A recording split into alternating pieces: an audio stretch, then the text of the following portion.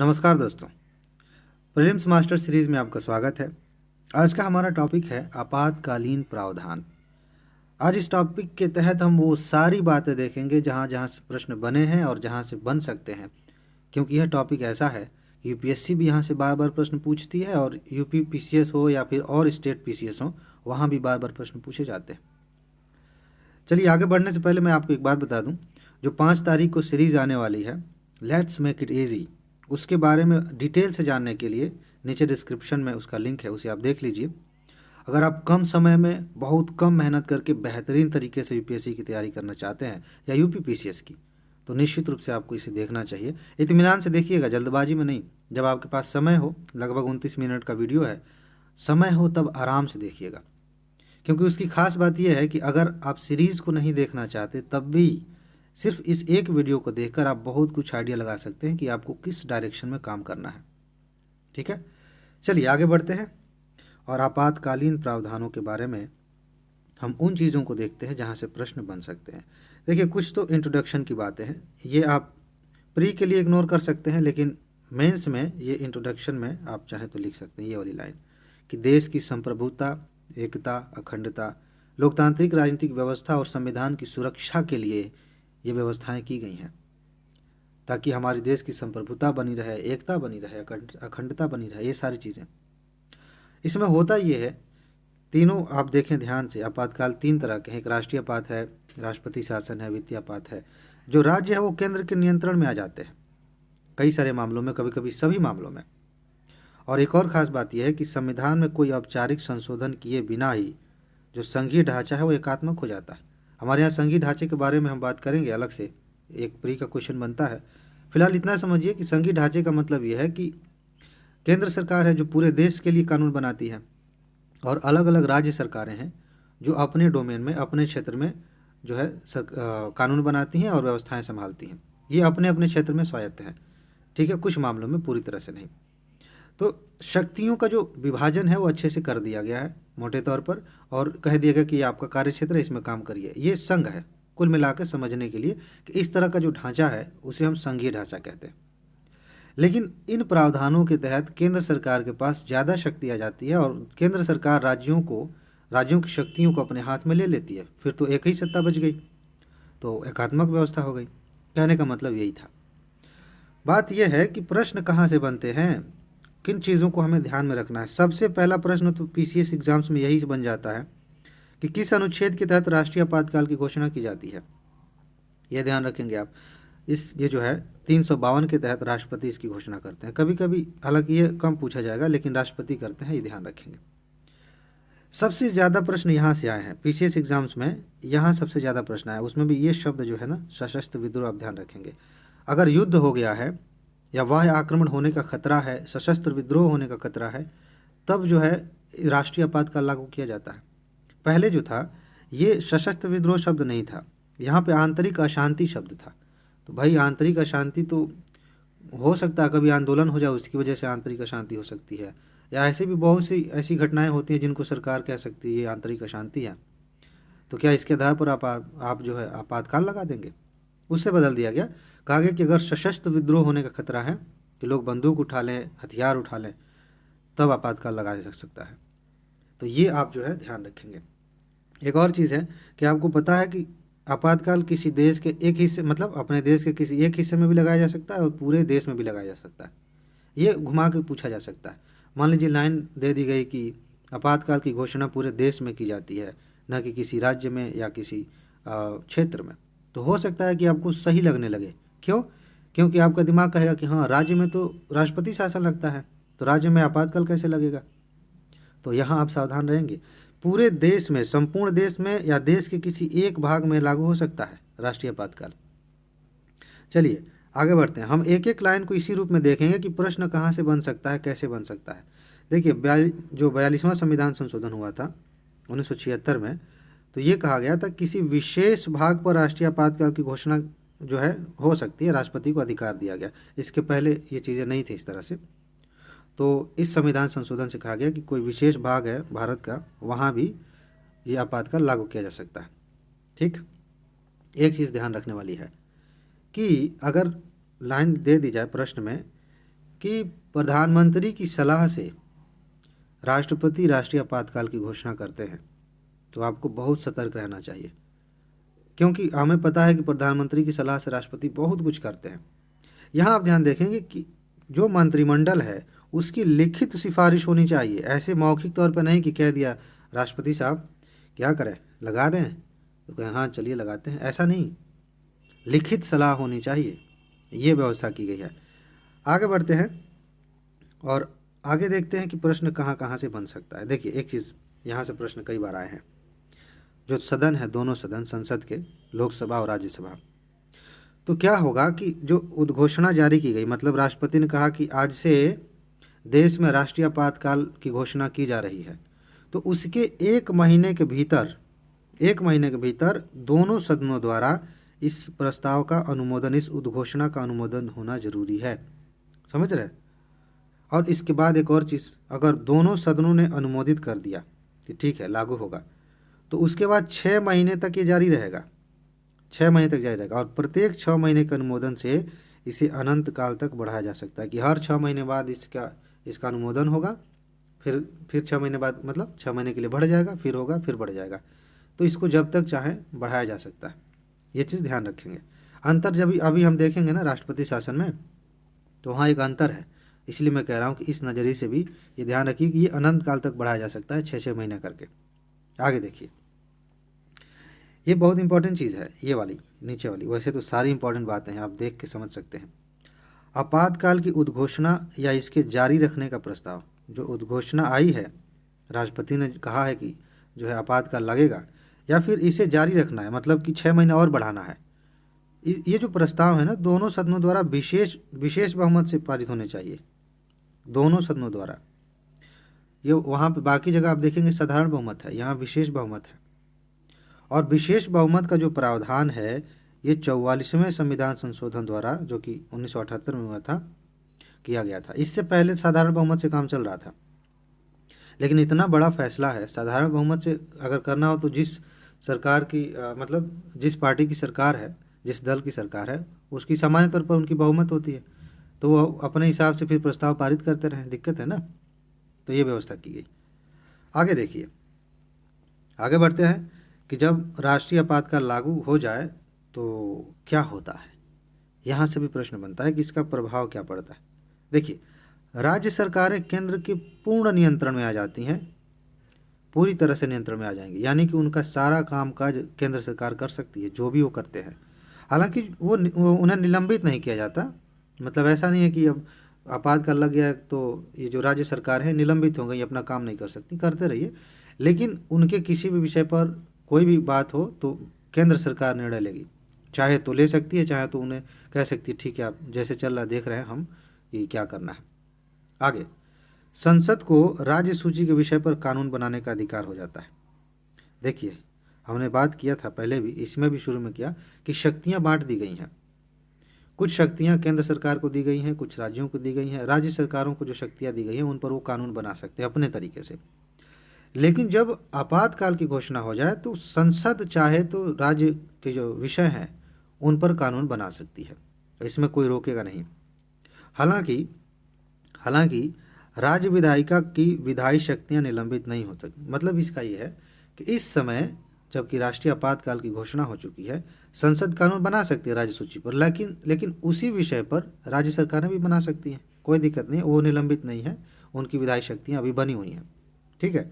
और ये जो कानून बने हैं, मतलब संसद ने जो कानून बनाए हैं, ये आपातकाल की समाप्ति के 6 महीने तक प्रभावी रहेंगे।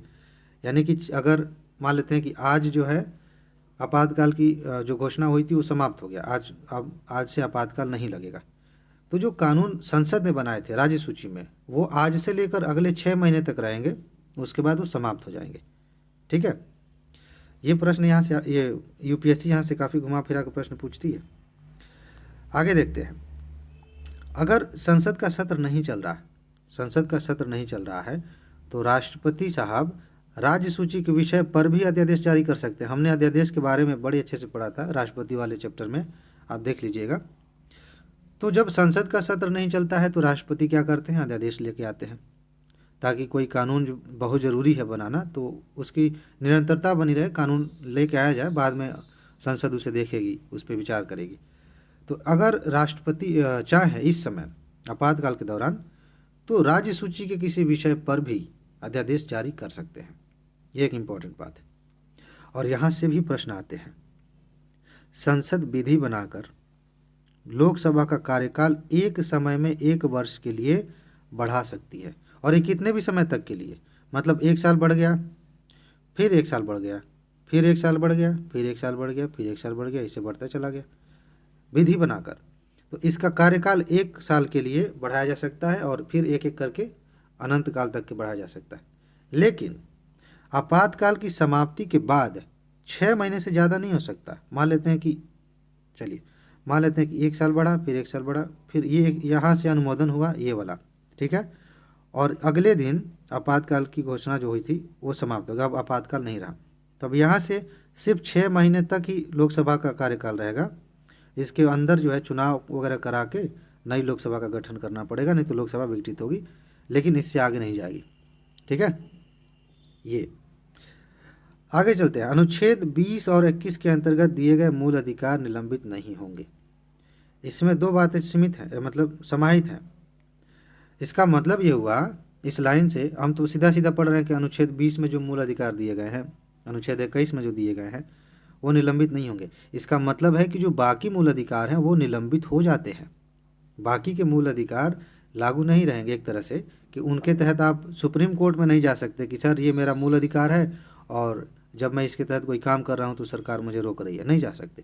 सिर्फ अनुच्छेद 20 और अनुच्छेद 21 के तहत अगर आपके अधिकारों का उल्लंघन हुआ है तो आप हाई कोर्ट में या डायरेक्ट सुप्रीम कोर्ट में जा सकते हैं। समझ रहे हैं। अब जब हम मूल अधिकार की बात करेंगे तो इसको बहुत विस्तार से बात करेंगे, बड़ा अच्छा, ये बड़े इंपॉर्टेंट टॉपिक्स हैं। 2021 में यहाँ से डायरेक्ट प्रश्न आ गया अनुच्छेद 21 पर, ठीक है, यूपीएससी में यहाँ से प्रश्न आते रहते हैं। मूल अधिकार वाला चैप्टर तो सदाबहार चैप्टर है। आगे देखिए, फिलहाल अभी तक हमारे देश में 3 बार राष्ट्रीय आपातकाल की घोषणा हो चुकी है, 1962 में, 71 में और 75 में। कभी कभी ऐसे पूछ लिया जाता है कि अब तक 5 बार 4 बार इतनी बार राष्ट्रीय आपातकाल की घोषणा हो चुकी है, तो ये चीज़ आप ध्यान रखेंगे, ठीक है। अब आगे बढ़ते हैं, देखते हैं कि कौन सी चीज़ हमारे लिए इम्पोर्टेंट है। ये ऊपर जब हमने पढ़ लिया सारा, ये पूरा राष्ट्रीय आपातकाल से संबंधित मामला है। इतना अगर आपने अच्छे से पढ़ा, तैयार किया, रिवाइज किया, कहीं से भी प्रश्न पूछा जाएगा ना, आप इसी के आधार पर बहुत बढ़िया से मुस्कुराते हुए जवाब देंगे। अगला जो है राष्ट्रपति शासन है, यह भी एक तरह का आपातकाल है। राष्ट्रपति शासन, इसे सामान्य तौर पर राज्य आपात कहते हैं या संवैधानिक आपातकाल भी कहते हैं। इसमें क्या होता है कि जो राज्य है वो केंद्र के नियंत्रण में आ जाता है। जिस राज्य में राष्ट्रपति शासन लगेगा वो पूरी तरह से केंद्र के नियंत्रण में आ जाएगा। एक साथ 2 राज्यों पर लागू किया जा सकता है, कई राज्यों पर, या एक ही राज्य पर, या एक राज्य के किसी हिस्से पर। समझ रहे हैं। तो फिलहाल ये समझिए, मोटे तौर पर किसी राज्य में राष्ट्रपति शासन लगता है और जो राज्य की सत्ता है, जो शक्तियाँ हैं, वो केंद्र के हाथ में आ जाती है। आगे देखते हैं कि इसमें कौन सी चीज़ है जहाँ से सबसे अधिक प्रश्न पूछे जाते हैं, और वो है आधार। किस आधार पर राष्ट्रपति शासन लगता है? देखिए, 2 आधार हैं। पहला तो अनुच्छेद 356 में लिखा गया है कि अगर राष्ट्रपति साहब को आश्वासन हो जाए कि जो राज्य सरकार है ना वो संविधान के प्रावधानों के अनुसार काम नहीं कर रही है। अब ये कैसे आश्वासन होगा? जैसे अगर राज्य में बहुत चीज़ें हो रही हैं, मतलब उथल पुथल की स्थिति है, आर्थिक व्यवस्था या फिर राजनीति, इसमें कई सारी दिक्कतें आ रही हैं जो कि संविधान के अनुरूप नहीं है, तो उससे हो सकता है राज्यपाल रिपोर्ट दे सकते हैं, सरकार की कार्यप्रणाली अच्छे से नहीं चल रही है, आप कुछ करिए। तब राष्ट्रपति जो है वो लगा सकते हैं राष्ट्रपति शासन।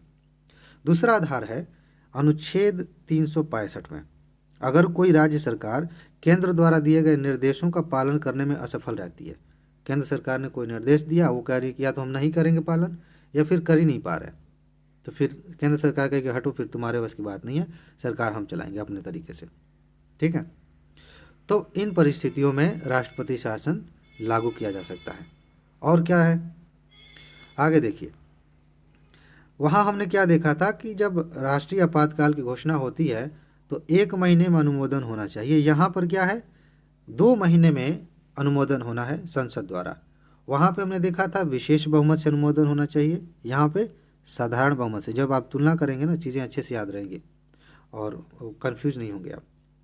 और राष्ट्रपति इसे स्वयं वापस ले सकते हैं, ऐसा नहीं है कि लोकसभा में कोई प्रस्ताव आया कि चलो इसे वापस लो, इसे जब चाहे राष्ट्रपति वापस ले सकते हैं।